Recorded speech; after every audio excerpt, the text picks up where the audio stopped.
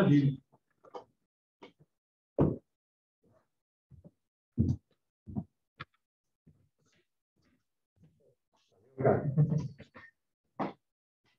Tchau. Estamos aí em cima. Sayonara. Então, sayonara, prazer. Estar com você, menos uma, né? Se dignou a comparecer nessa aula. Mas, evidentemente, eu acho que esse é o momento que todos deveriam tentar participar, né? Porque, afinal de contas, a gente está se conhecendo, a gente não manteve nenhum contato direto ainda. Em que pese alguns alunos sejam mais pontuais dentro das aulas online, né?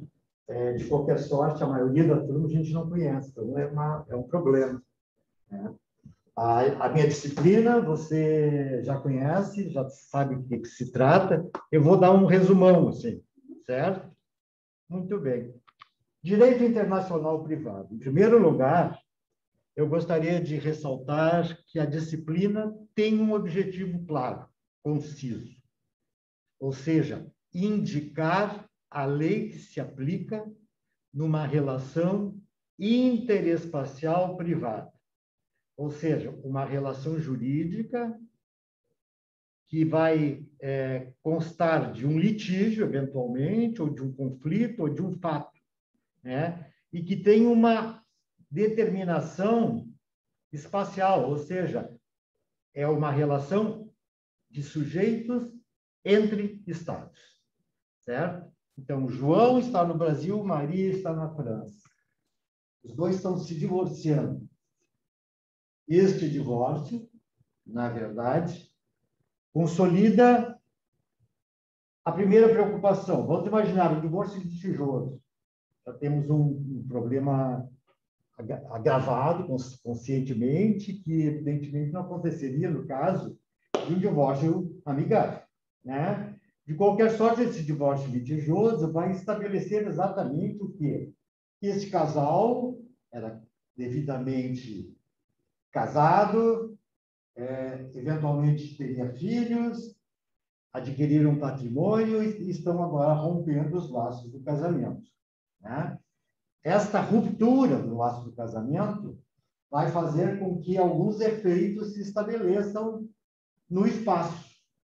E para eu poder estabelecer qual é a lei que será aplicada, eu tenho que buscar aquela que se afeiçoa às regras do direito do domicílio da parte. Qual é a diferença de domicílio e residência? A grande diferença entre o domicílio e a residência é o fato de que no domicílio existe o ânimos de permanência. Enquanto que a residência, como é bem material, ela pode ser, eventualmente, sempre trocada. Você pode estar morando no Brasil hoje, amanhã morar na França. Você mora na rua X e amanhã mora na rua Y. Então, veja, por que o domicílio? Porque o domicílio é o elemento nuclear do tipo. É onde o sujeito se encontra de fato. E como o direito privado, que é o único objeto do direito internacional, e ele sedimenta as regras que estão estabelecidas nestes conflitos privados, nós temos que estabelecer, então, a regra de que o conflito privado, na verdade, vai definir, acima de tudo, a necessidade de escolha da lei que será aplicada no caso. É a lei brasileira ou a lei estrangeira? Esta é a grande celeuma do direito internacional privado. O direito internacional privado, na verdade, ele não está preocupado em regular relações do divórcio propriamente dito. Ele só está preocupado com o fato. Como o divórcio é um direito chamado privado, né, como todos os direitos de família o são, né, este divórcio tem que ser solucionado por uma lei pré-determinada. E quem predetermina essa lei? A lei interna, e não a lei, não uma regra internacional.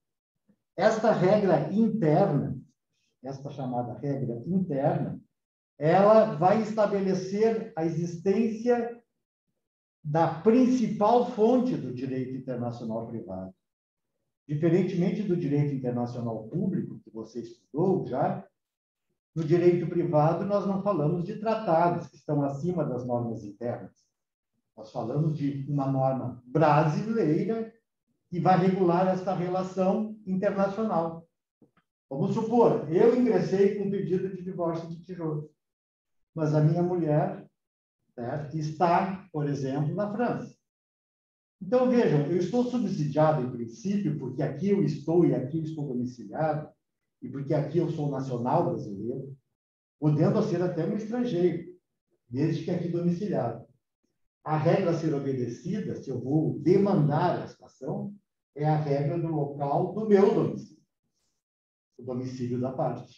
E quando se estabelece a regra domiciliar como regra básica, é ela que vai designar o direito aplicado. Então, veja, o direito internacional privado se submete apenas e exclusivamente a esta regra. Nós não estamos preocupados na solução do conflito ao nível de direito material. Nós estamos preocupados em analisar estruturalmente apenas o direito que vai regular a lei aplicável nesta relação. Muito bem. Quando se fala em lei aplicável, eu aqui estabeleci e trouxe à luz o contexto dos dispositivos da lei brasileira que trata do assunto, e você verá que esta lei brasileira se chama Lei de Introdução às Normas do Direito Brasileiro. A antiga Lei de Introdução ao Código Civil. Certo? Esta lei de introdução, na verdade, entre os artigos 7º até o artigo 11º, 1, 2, 3, 4, 5 artigos, certo? Ela vai definir exatamente qual a lei aplicável. Então, a análise que eu faria, ou que o meu advogado vai fazer, é no sentido de dizer, não, neste caso, a lei aplicada é a lei do domicílio do demandante, que sou eu. Se esta lei é a que é aplicada, então eu vou obedecer à lei brasileira sobre o assunto. Aí sim, já, depois de definida a lei aplicável, vou partir para a solução do conflito, propriamente dito, através da denominação e escolha, né, dos meios pelos quais eu vou solver a questão do divórcio. Mas isso não é o mais importante. Eu já defini o que nós chamamos em direito internacional privado de qualificação. Qualificar significa designar a lei aplicada. Vejam o que diz o artigo 7º ali. O artigo 7º diz: a lei do país em que, ali faltou um é domiciliada a pessoa, vejam o termo domicílio, eu estou definindo que a lei do país em que é domiciliada a pessoa determina as regras sobre o começo e o fim da personalidade, ou seja, o nascimento e a morte. 2, o nome do sujeito, o nome próprio do sujeito, e todas as suas alterações eventuais. A questão vinculada à capacidade, ser plenamente capaz, relativamente capaz, etc. e tal. E os direitos de família. Se você olhar esse dispositivo, você vê que ele se divide em duas partes básicas. A primeira é a designação da lei aplicável. Ou seja, tem um termo ali que está dizendo, se isso acontecer, esta é a lei aplicável. E o que eu estou dizendo que vai acontecer? O domicílio. O domicílio, então, sujeita-se a ser o elemento que vai definir, então, definitivamente a lei aplicável. Por outro lado, eu estou estabelecendo aqui o que nós vamos chamar de elemento de conexão. Sempre que este termo designa a lei aplicável, eu estou falando de elemento de conexão, o elemento que vai designar. E a segunda parte determina as regras sobre o começo e o fim da personalidade, o nome é capacidade dos direitos de família. Ou seja, ali está a matéria jurídica do conflito, ou as matérias jurídicas determinadas como questões envolvendo o conflito. Ou seja, início e fim da personalidade, nome, bababá, isso aí. Quando houver qualquer desses tipos de conflito, qualquer um deles, eu estou falando da regra chamada domicílio, que vai designar, então, essa norma. Isso quer dizer que a primeira parte nós falamos de elemento, e na segunda parte nós vamos chamar de objeto de conexão. Se quiseres facilitar no teu entendimento, o objeto jurídico do conflito. Veja, onde é que nós falamos lá no Código Civil, que você já praticamente estudou todo, né? Onde é que você estudou sobre o começo e fim da personalidade, o nome, a capacidade e os direitos de família? No título 1 do Código Civil, no capítulo 1, que nós vamos denominar de o quê? Estatuto da pessoa física. São os chamados direitos personalíssimos. Todos esses temas aí são temas íncitos ao ser humano. Isso não, portanto, não se leva adiante ou não se considera em relação a pessoas jurídicas. Porque aqui nós estamos falando do Estatuto da Pessoa Física. E nós vamos ver lá adiante que no artigo 11, vamos falar do Estatuto da Pessoa Jurídica. Então, estes temas, por exemplo, ele morreu antes ou depois da mulher? A criança era herdeira do pai quando nasceu? A questão envolvendo o nome do sujeito, que eventualmente tenha que ser alterado, e que há conflito na alteração do nome, né? A questão da capacidade. O sujeito tinha capacidade plena? Era relativa ou era absolutamente incapaz? Assunto muito importante. E todos os direitos de família. Esta regra subsidia, então, estes temas jurídicos, estes conflitos jurídicos. Um elemento de conexão versus um objeto de conexão. É óbvio que quando nós estudamos este material, nós estamos preocupados em relacionar uma ideia central acerca do direito internacional privado. E por isso nós temos que antecipar a este estudo, até o artigo 11, um outro tema que é indispensável, que é a questão das provas, que é a questão da escolha do juiz.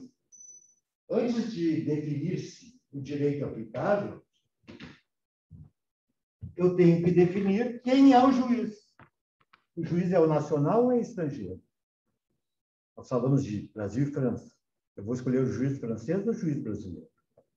Isso está consubstanciado também em normas de direito interno. E elas vão anteceder a solução dessas questões que estou pondo aqui para ti, à medida em que o direito chamado processual civil internacional é o que vai definir a competência internacional do juiz brasileiro. Certo? E essa competência, lá nos artigos 21, 22, 23, 24, 25, certo? Essa competência tem dois caminhos, que nós já analisamos. O primeiro caminho, da competência concorrente com outros juízes. Ou seja, quando alguém se estabelece com o objetivo de resolver um conflito a um nível judiciário, este juiz pode ser tanto o brasileiro quanto o estrangeiro. Por isso, concorrente. Certo? Tanto o brasileiro quanto o estrangeiro. Nós fizemos duas ressalvas, no entanto, no artigo 21 e 22, certo? E essas ressalvas dizem que compete ao juiz brasileiro. Essa competência do juiz brasileiro, aqui considerado no 21 e 22, ela é também concorrente. Mas por que eu botei compete? Porque especializa-se. Melhor será que o juiz brasileiro julgue a questão, melhor para o andamento do processo. Eu não estou impondo que tenha que ser o juiz brasileiro. Mas que evidentemente seria preferencial, como, por exemplo, o juiz brasileiro, porque o réu mora no Brasil. Se o réu mora no Brasil, já tem uma facilidade, a citação está garantida. Não é isso? Eu não preciso usar da carta rogatória para poder formalizar essa atividade. Né? Uma outra situação que o dispositivo fala, em relação a uma obrigação a ser executada no Brasil. Eu, por exemplo, sou contratado por uma empresa estrangeira para construir uma estrada entre Porto Alegre e Pelotas. Veja, há uma relação interespacial. Temos um elemento de conexão chamado estaneidade, estrangeiro. Este elemento é o que nos ligou um contrato que foi formalizado para mim constituir e criar essa empresa que vai construir a estrada que eu estou me referindo. Então, veja, quando se define, afinal, que a estrada foi construída no Brasil, a execução da obrigação foi feita no Brasil, embora eu tivesse ido lá assinar o contrato. E quando qualquer tipo de obrigação, principalmente contratual, que é formalizado, ainda que no exterior, mas executada no Brasil, vai atrair a competência da justiça brasileira. Preferencialmente, mas não absolutamente. Por que preferencialmente? Porque é mais fácil eu resolver um conflito envolvendo, por exemplo, o descumprimento deste contrato, aonde foi ele executado. Aqui estão as testemunhas, estão as provas, eu tenho todo o elenco de contabilidade da empresa, eu tenho tudo. Imagina deslocar tudo isso lá para o exterior, o que daria de complexidade. E terceira questão, quando se referir a um fato ou um ato, certo? Um fato ou um ato que ocorreu no Brasil. Certo? Todo ato e todo fato ocorrido no Brasil vai puxar também, atrair a competência da jurisdição brasileira. Então, isso é mais ou menos o artigo 21, que depois completa-se na nova edição do Código Civil de 2015, ele se completa através da inserção de outros conflitos de natureza privada, que também são concorrentes, mas estabelecem uma preferência ao juiz brasileiro. Tais como as ações de alimentos, cujas características estabelecem a seguinte regra: nas ações de alimentos em que o autor ou o credor dos alimentos esteja domiciliado no Brasil. Geralmente, o credor de alimentos, por exemplo, uma ação de alimentos, é o menor, né? Vai ser representado pela mãe, até aí, por insuficiência, ele acaba, evidentemente, não sendo optado pela lei estrangeira. Então, vejam, a primeira ideia é essa. E a segunda ideia é sobre alimentos. Quando o devedor de alimentos, o devedor, seja o pai, seja quem for, tiver no Brasil elementos básicos de recepção de recursos financeiros, tiver patrimônio no Brasil, tiver rendas auferidas no Brasil, isso aí tudo também atrai a legislação, a jurisdição do juiz brasileiro. Por que atrai? Porque está muito mais fácil executá-lo depois, porque aqui estão os bens. Né? Esta primeira consecução do artigo chamado 23, então, ela se engloba naquele 22, porque ela é extensiva. E, finalmente, ainda nesse artigo 22, vamos encontrar as ações de consumo, quando o consumidor estiver domiciliado no Brasil. Também razão de supremacia da legislação consumerista no Brasil, que protege, de fato, o consumidor brasileiro até diante da aquisição de produtos estrangeiros. Por quê? Porque ele está aqui protegido, ao menos no Brasil, com o Código de Defesa do Consumidor, que é estruturalmente, certo? Melhor na aplicação deste direito em que as partes se envolvem à distância, como aqueles contratos via internet, que você conhece, né? Então, vejam, ali nós optamos por questões que são, e eu estou só fazendo as referências, de competência concorrente, mas que dão especialidade, dão primazia à competência do juiz brasileiro. O artigo 23 vai dizer o contrário. Compete ainda ao juiz brasileiro, vírgula, com exclusão de qualquer outro, vírgula, processar e julgar ações envolvendo imóveis situados no Brasil. Por que só o juiz brasileiro pode? Porque tudo que se refere a um imóvel, que não pode ser tangível, ter mudado de posição, ocorre no país, no local em que ele se encontra. Então, todas as ações imobiliárias, todas elas serão exclusivamente vinculadas ao juiz brasileiro.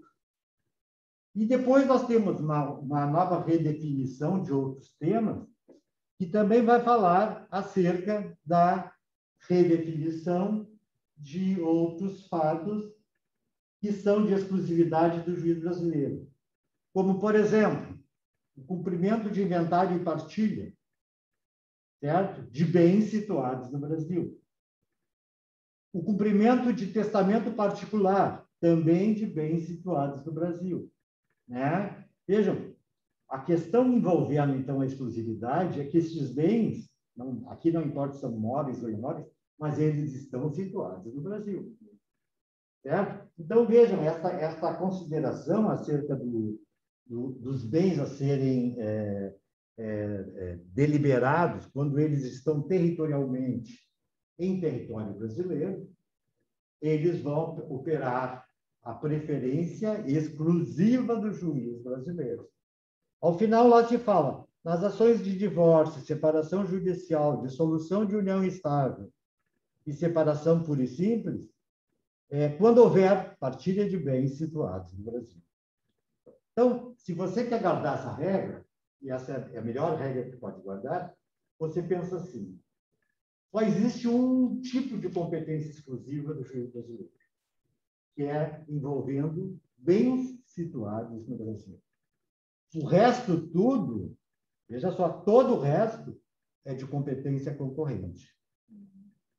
Com uma estrutura de 2 artiguinhos que diz que, embora sejam concorrentes, que nós acabamos de falar, eles evidentemente evoluem para uma especialização em relação à escolha do juiz brasileiro, não obrigatória. Assim sendo, o que nós estamos visualizando no direito internacional privado, agora no direito processual civil, é que o juiz que foi escolhido está dentro dessas características, ou de concorrência ou de exclusividade. E assim sendo, nós temos como certeza absoluta um fato. Quando a competência é exclusiva, nenhum outro juiz pode julgar. E se julgar, esse julgamento será nulo, ou não será eficaz. De qualquer sorte, quando se estabelece uma concorrência entre 2 juízes concorrentemente competentes, nós teríamos que estabelecer uma outra regra. Mas qual dessas 2 decisões vai prevalecer? Uma pode ser oposta à outra, concorda? Se uma pode ser oposta à outra, eu estou te referindo que a opção pela decisão que vai prevalecer está vinculada não ao princípio da litispendência. Em direito internacional privado, não há litispendência. Não existe litispendência. Certo? Então, o que eu vou considerar? Eu vou considerar que as ações podem correr em aparelhado, certo? Mas que vai prevalecer aquela que primeiro transitar em julgado. Não existe litispendência para ser alegada. É plena a possibilidade das 2 ocorrerem concomitantemente, uma ação lá e outra aqui. Pode acontecer sem problema nenhum. Certo? Assim sendo, o que eu estou definindo dentro do princípio da escolha do juiz é que existem dois tipos apenas. O juiz exclusivamente competente, brasileiro, e o juiz que tem uma competência concorrente com os juízes estrangeiros. Eu estou entendendo? Muito bem. Veja que esse disposto do artigo 7º estabeleceu um parâmetro. Qual é o parâmetro? Todas aquelas questões aqui é vinculado ao domicílio. Mas por que nós temos parágrafos e incisos nos artigos? Porque nós estabelecemos nos parágrafos algumas exceções à regra geral que está lá no caput. Ou uma aplicação diferenciada. Ou uma regra que foi, por exemplo, alterada por uma disposição jurisprudencial. Então, vejam, quando o legislativo criou esses parágrafos, ele criou, na verdade, modificações relativas ao caput do artigo que fala de domicílio. Veja aqui o parágrafo 1º. Realizando-se o casamento no Brasil, será aplicada a lei brasileira. Veja que aqui estou sendo taxativo. O casamento foi no Brasil, a lei brasileira é que será aplicada. Mas, cuidado, apenas quanto aos impedimentos dirimentes e às formalidades da celebração. O que são impedimentos dirimentes? Aquelas causas definidas no Código Civil que impedem o casamento. E, por exemplo, irmãos não podem casar. Pai não pode casar com filha, certo? Todas aquelas causas de nulidade do casamento.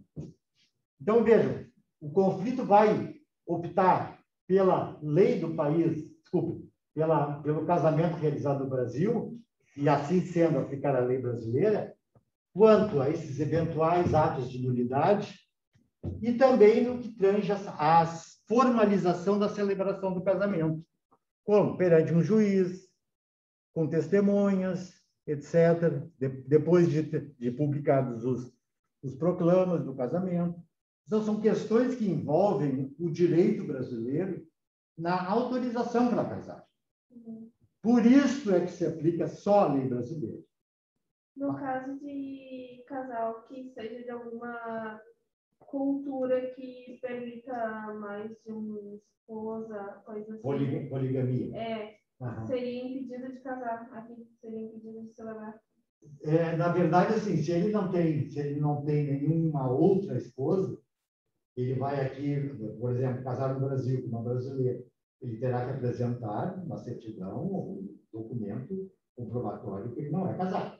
Se ele já estiver, daí não tem isso, não pode ser aplicada uma norma que no Brasil é contra a ordem pública e os bons costumes. Essa não pode ser aplicada.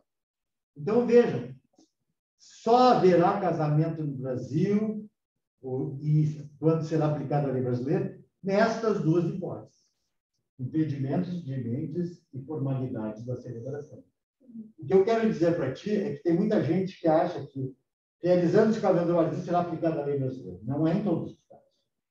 Não é em todos os casos. É neste caso. Certo? Vejam o parágrafo 2º. O casamento de estrangeiros poderá celebrar-se perante autoridades diplomáticas ou consulares do país de ambos os nubentes. Ou seja, nós temos um casal de franceses no Brasil que quer casar, mas ele não quer casar de acordo com a lei brasileira. Quero casar de acordo com a lei francesa. Eu pretendo retornar para a França. Como é que eles fazem? Se dirigem ao seu consulado, que é o órgão de representação oficial do Estado, e lá eles formalizam o casamento. Porque o cônsul tem poderes de tabelião e de juiz de paz. Então, vejam, essa autorização está dada para o casamento válido no Brasil, desde que ambos os cônjuges, ambos os nubentes, sejam da mesma nacionalidade, certo? Não pode um ser e o outro não. Os dois têm que ser da mesma nacionalidade. E se for um estado diferente, tiver um representante? Se for um francês e uma alemã, por exemplo, já não podem casar no consulado. Eles não podem casar no consulado alemão e depois de francês. Eles têm que optar por um. Ou eles casam pelo regime do local em que eles residem, ou não podem casar, ou se dirigem para a Alemanha, por exemplo, ou para a França, como quiser, mas casar os dois, sendo de diferentes nacionalidades, não pode. Está proibido. Deu para entender? Sim. Muito bem. Terceiro parágrafo. Quando os nubentes tiver domicílio diverso. Como é que um casal pode ter domicílio diverso? 90 dias para casar. Já viu esse programa? Sim. Onde é que os cônjuges têm domicílio diverso? Em várias circunstâncias. Por exemplo, o marido foi convidado para dirigir uma empresa estrangeira no Peru, e a mulher permanece no Brasil. Um dos casos. Né? Um outro caso, já romperam entre si, cada um está morando num país. Então, se eles têm domicílio diferente, nós temos que optar por uma lei aplicável. E esta será a lei do primeiro domicílio conjugal. Aquele local que moraram logo depois do casamento. Essa é uma regra excepcional, certo? Que vai definir, então, a aplicação da lei aplicável como a lei do seu primeiro domicílio conjugal. Casaram e moraram no Brasil por 6 anos. Depois, cada um foi para o seu lado. Como cada um está de um lado, para poder formalizar o casamento, vão ter que utilizar a lei do primeiro domicílio deles, que é o Brasil. Numa hipótese assim, caso bem extremo, que eu estava pensando. Casaram num país, ficaram por lá e aí a mulher fugiu para outro país e de lá pediu o divórcio. Pode, sim, porque aí já é uma característica que os dois não estão optando. Já se tornou litígio. Já se tornou litígio. Aí ele vai contestar ou não essa escolha da mulher, estabelecendo a regra, se não for essa, mas ele pode contestar inteiramente. Eu estou falando no caso em que eles têm um domicílio diverso e querem estabelecer um acordo.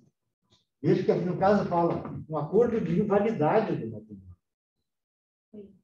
Lá no Código Civil tem os casos de invalidade matrimonial, nulidade, anulabilidade. Neste caso, o primeiro domicílio conjugal. Não é qualquer caso também. Então, a gente tem que ter muito cuidado, como a gente falou aqui, impedimentos de limites e formalidades da celebração. Aqui a gente tem que ter muito cuidado para verificar se foi uma questão envolvendo invalidade do casamento, o que autorizaria a lei do primeiro domicílio conjugal. Tá? Muito bem. O parágrafo 4º. Olha o assunto, o objeto jurídico. O regime de bens. Sabe qual é o regime de bens?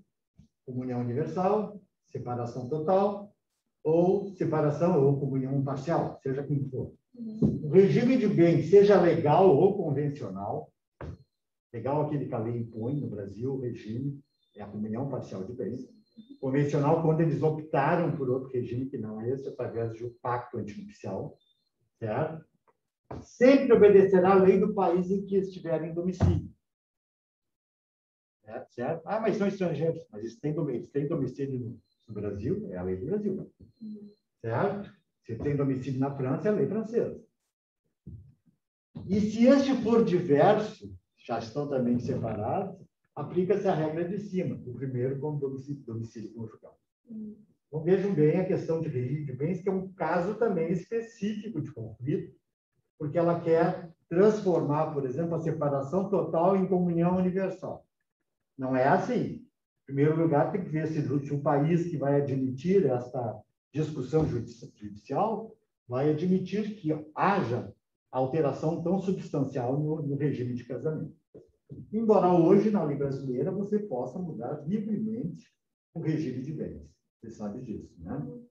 Desde que o outro cônjuge concorde e desde que este fato seja de conhecimento de todos os credores, se tiverem, e que seja dado publicidade ao ato através do registro. O parágrafo 5º diz o seguinte: o estrangeiro casado estrangeiro casado, que se naturalizar brasileiro. Tá? João e Maria casaram no exterior e o marido veio para o Brasil com a esposa, mas se naturalizou brasileiro. Se tornou brasileiro por efeito derivado. Né? Ele pode, desde que haja uma anuência do seu cônjuge, da sua esposa, no caso, requerer ao juiz, quando for entregue o decreto de naturalização brasileira para ele, se se apostile ao mesmo casamento a adoção do regime legal no Brasil, o regime de comunhão parcial de bens. E aí ele pode mudar, porque se tornou brasileiro. Mas ele tem que aplicar o regime legal, não pode optar por outro. Certo? Respeitados, claro, os direitos de terceiro e dados a esta adoção um competente registro. Certo? Então, vejam que cada regrinha que está ali condicionada como uma alteração lá do caput do artigo 7º vai ter a sua particularidade. Talvez essa seja a parte mais difícil, porque nós temos que buscar qual é o conflito e o que ele refere, quais as exigências que ele impõe. Depois, vejam o divórcio. Parágrafo 6. O divórcio realizado no estrangeiro, temos o divórcio lá fora, se um ou ambos os cônjuges forem brasileiros, não precisa ser os dois, um ou ambos, certo? Só será reconhecido no Brasil depois de 1 ano da data da sentença. Está certo isso? Está certo isso? 1 ano depois da data da sentença. Como é que você se divorcia hoje? Tem que esperar 1 ano para se divorciar? Não, agora é automático, não é mais. Quando a lei foi feita, não havia essa alteração. Então, vejam, aqui depois, vou dizer que a redação foi alterada. Né? Porque hoje não precisa mais prazo para se divorciar. E nem para averbar essa situação no Brasil, se quiserem. Então, vejam, já teríamos que fazer uma restrição a este 1 ano. E aí bota mais ainda, salvo se houver sido antecedida de separação judicial por igual prazo. Também não há necessidade. Ninguém mais se separa. Hoje todos se divorciam direto, não precisa uma separação. A separação era um prenúncio do divórcio. Demorava originariamente 3 anos, depois passou para 1 e assim por diante. Mas aqui não há necessidade dessa argumentação mais. Neste caso, de qualquer forma, se for averbado o casamento, o divórcio, desculpe, no Brasil, a homologação produzirá efeito imediato. Homologação por quem? Quem é que homologa as decisões estrangeiras? O STJ, Superior Tribunal de Justiça. Certo? Então, produzirá efeitos imediatos, obedecidas as condições estabelecidas para a eficácia de sentenças estrangeiras no Brasil. Isso nós falamos depois, não sei se você recorda, quando nós falamos dos atos de cooperação internacional, no caso, a homologação de decisões estrangeiras. Né? E, por outra, o Superior Tribunal de Justiça, na forma de seu regimento interno, poderá reexaminar, a requerimento dos interessados, decisões já proferidas em pedidos de homologação de sentenças estrangeiras de divórcio de brasileiros, a fim de que passem a produzir todos os efeitos. Isso significa, se eles quiserem, eles podem ampliar as vantagens que possam ter se averbando esse divórcio no Brasil, para casos que já foram examinados pelo STJ e que foram aprovados. Se eles quiserem, eles podem inserir essa disposição. Parágrafo 7º. Salvo o caso de abandono, o domicílio do chefe de família. Quem é o chefe de família? A mulher ou o marido? Olha, tradicionalmente é o marido, né? Mas hoje em dia não tem mais isso. Não tem mais essa história. Esse código é de 1947. Né? Então, veja, o domicílio do chefe de família, marido ou mulher, hoje até filhos são chefes de família. Sim. Né? Estende-se do outro cônjuge e aos filhos não emancipados. Eu estou simplesmente nessa disposição dizendo que se eu não souber qual é o domicílio, vai prevalecer o do cônjuge que é chefe de família. Certo? Então, essa é o domicílio que vai se estender para o outro cônjuge, se for o caso, e para os filhos que não são maiores ainda. Você é o caso do responsável financeiro da família. É, o responsável financeiro. Hoje, em grande parte, a gente sabe no Brasil, as mulheres são muito mais chefes de família do que os homens. Os homens se mandam e deixam a mulher afilhada toda. Né? Então, veja, este fato faz com que estes atos procedidos dentro desta disposição produza todos os seus efeitos legais, que são regulares. Então, o abandono do domicílio de chefe de família estende-se ao outro cônjuge aos filhos, né? Não emancipado. E, aqui no finalzinho, olha, essa foi uma questão de concurso. Ninguém ia aquele último pedacinho, mas caiu exatamente isso. Qual a lei aplicável no caso de tutela e de curatela? Endereço ou domicílio do tutor ou do tutelado, do curador ou do curatelado? O que você acha? Obviamente que é daquele que resguarda os interesses do incapaz. Tanto, faz sentido, porque é aquele capaz de responder, né? Até porque os incapazes não podem responder. Exatamente. Por isso, certo? Então, aqui se criou também alteração, né? Porque agora não é mais a pessoa propriamente dita, mas o seu representante legal, que vai estabelecer o domicílio para estes efeitos.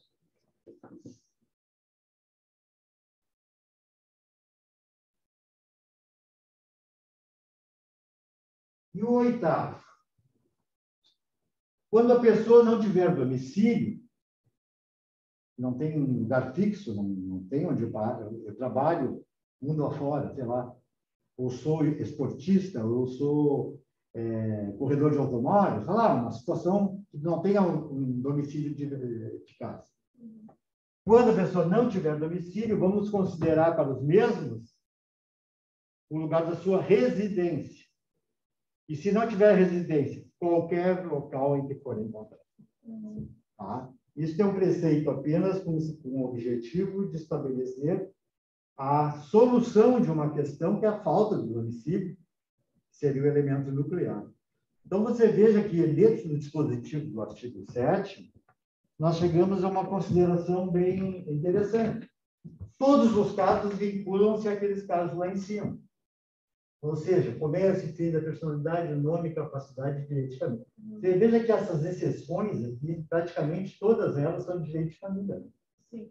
Nos outros casos, não tem exceção. Vale a regra do caput. Quando não se aplica nenhum dos parágrafos, vai valer o caput, evidentemente. Bom, este tema é um tema que ainda não se abordou em aula. E eu estou abrindo, nessa aula, essa é a ideia, a abordagem a respeito disso, porque isso é o direito internacional privado puro e simples, não é mais processo civil internacional. Isso vai fazer com que, na verdade, a gente comece a costurar os pontos de contato. Uma sentença, depois, você sabe, de um divórcio, você sabe hoje que ela pode ser transformada e dado a ela uma eficácia dentro do Brasil, desde que atendido aqueles pressupostos. Portanto, pode ser homologada. Antigamente, todas as sentenças declaratórias do estado das pessoas, estado significa solteiro, casado, divorciado, viúvo, todas essas ações não eram necessárias para serem homologadas.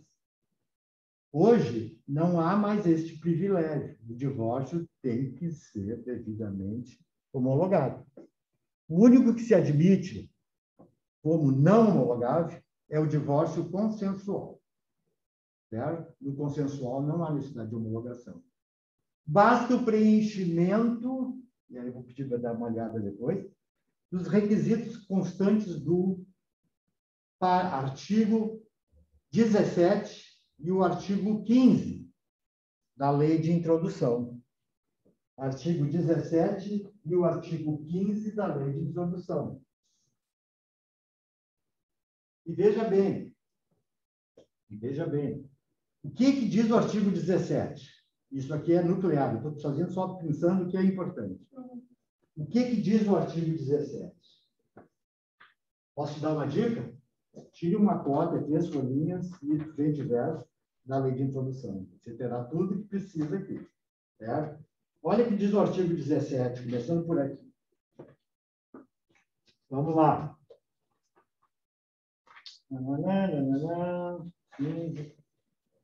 Aqui. O artigo 17. As leis, os atos você sabe, manifestações de vontade, e as sentenças de um outro país, ou seja, todo um embasamento jurídico de outro país, e quaisquer declarações de vontade. Dá um exemplo de uma declaração de vontade feita por um sujeito. Uma escritura de compra e venda, um testamento, são declarações de vontade. Então, eu estou dizendo, nem leis, nem atos, nem sentenças de outro país, nem as declarações de vontade terão eficácia no Brasil. Aqui diz não terão eficácia no Brasil. Não terão eficácia no Brasil quando ofenderem a soberania nacional, a ordem pública e os bons costumes.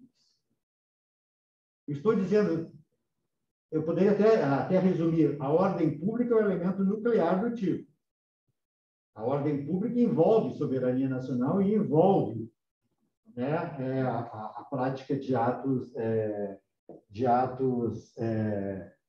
vinculados a bons costumes.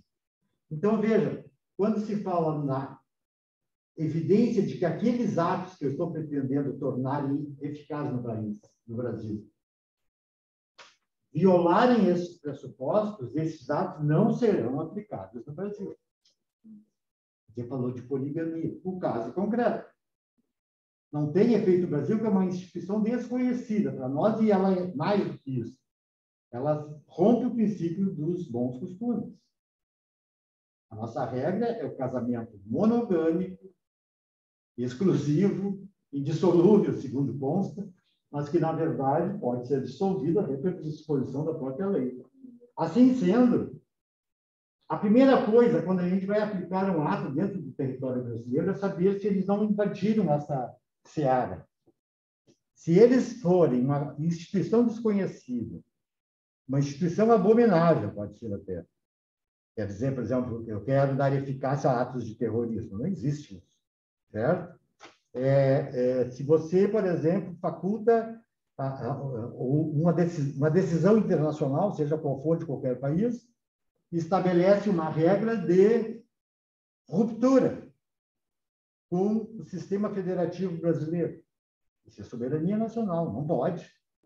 Certo? Então, vejam, a primeira coisa que o juiz vai se bater para saber se aquilo é passível de aplicação no Brasil é este dispositivo do artigo 17. Mas ele se complementa, ele se, ele se amplia pelo artigo 15. E o artigo 15 está tratando exatamente, exclusivamente, de sentenças. Ou, melhor, homologações de sentenças. Porque, através da homologação, você pode executar no Brasil, concorda? Então, veja, o que diz o artigo 15? Será executada no Brasil a sentença proferida no estrangeiro, certo? Que reúne os seguintes requisitos. Primeiro, haver sido proferida por juiz competente. Ou seja, aquele juiz que julgou a causa, ele tinha competência para julgar. Eu te pergunto, em que casos não teria competência? Você já sabe. Qual é a competência exclusiva do juiz brasileiro? Nos casos relativos aos bens situados no Brasil. O juiz estrangeiro não pode julgar isso. E se ele julgar, esta decisão não vai ser homologada pelo STJ. O primeiro item já foi abatido. Segundo, requisitos para validar. Terem sido as partes citadas e haver-se legalmente verificado a revelia. É claro que para que o processo tenha chegado ao final, as partes foram citadas. É o que se imagina. E que se a parte não contestou, ela foi declarada rebelde.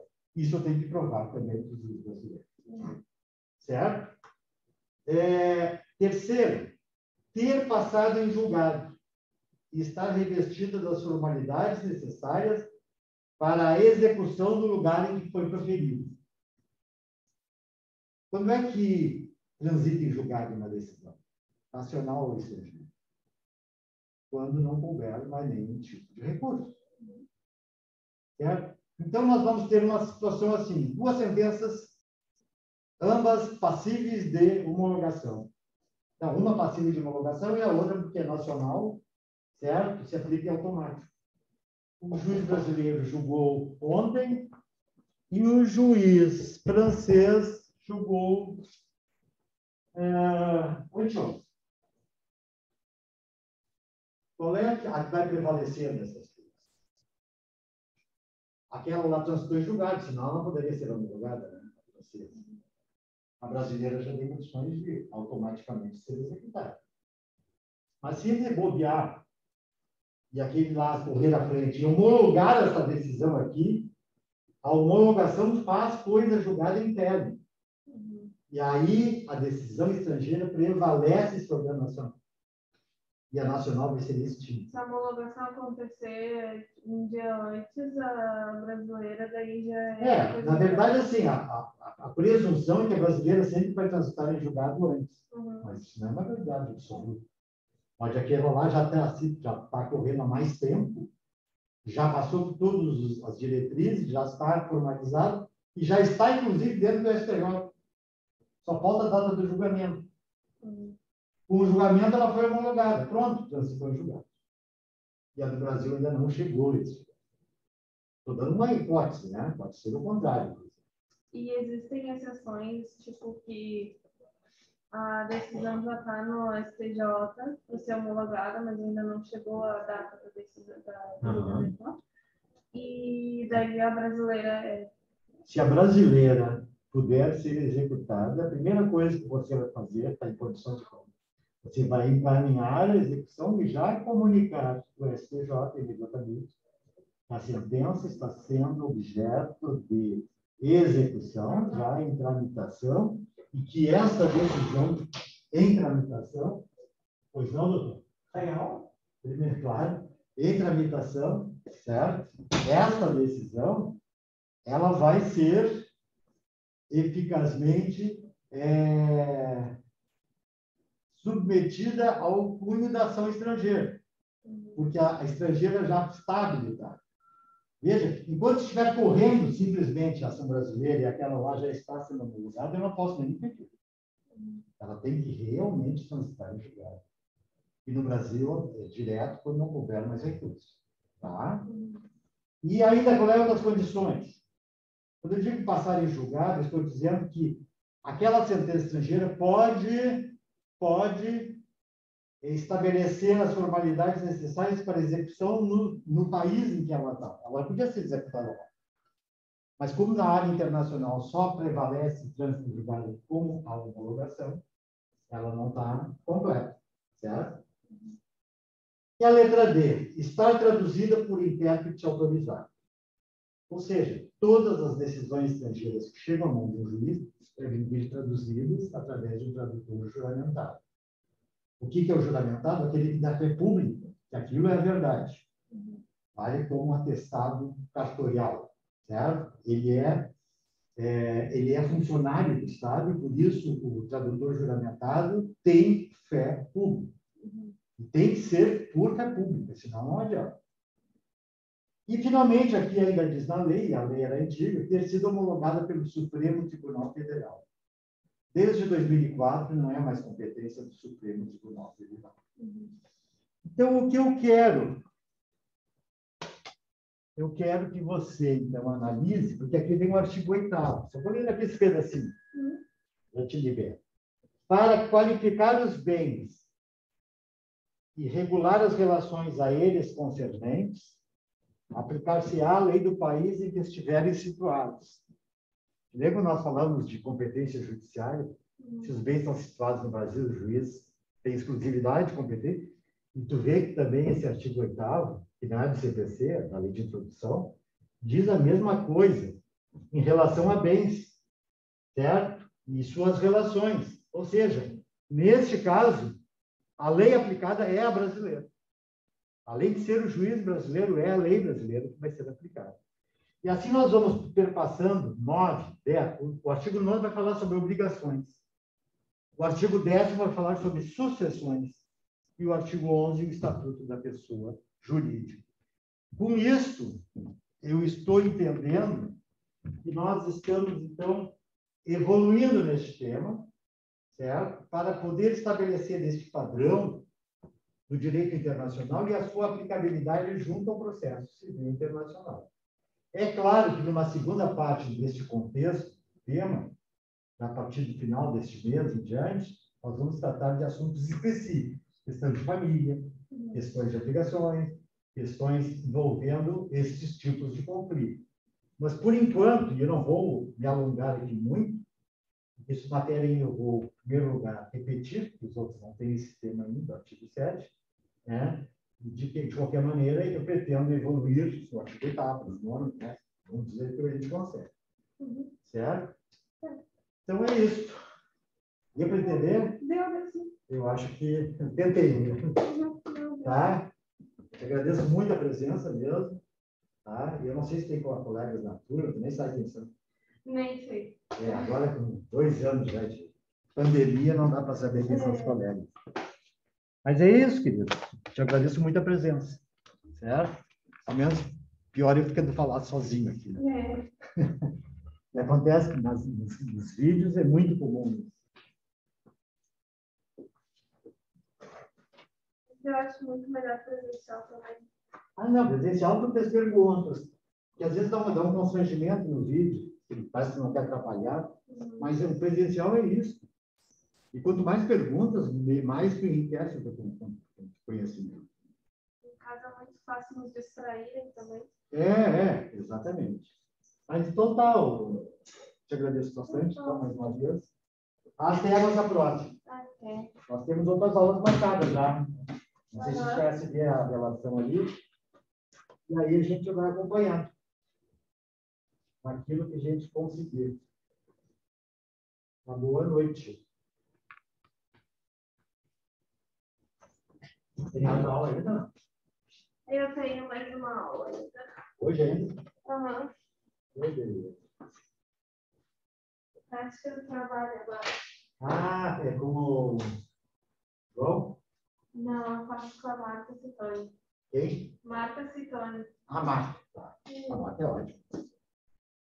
Marta Citone. Eu gosto bastante da aula dela. Então tá. Tá bom. Tudo de bom. Tchau, professor. Um abraço, Gui.